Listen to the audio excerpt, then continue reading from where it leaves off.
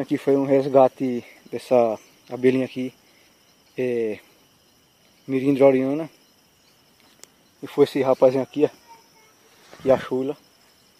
Aqui eu limpei aqui, como vocês podem ver, aí não vi ela. Passei inchado aí, mas não sei como destruir a entrada, mas ela é mais ou menos uns 2 palmos lá para a barreira.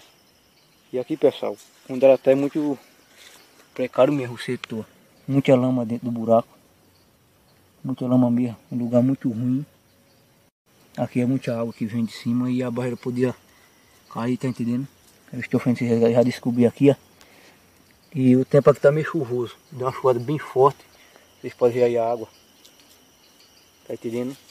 Mas estiou, foi um oi de sol. Isso não é tempo de estar fazendo resgate, mas aqui é um caso de urgência. Pode a barreira caiu, alagada d'água aqui vai ficar bem. Vocês podem ver como tá. Beleza?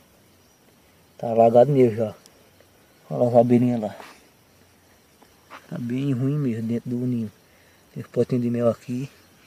Pouco alimento. Eu estarei colocando alimento para elas, beleza? Valeu, pessoal. Um videozinho curto. No próximo vídeo eu amostro elas já no cantinho dela.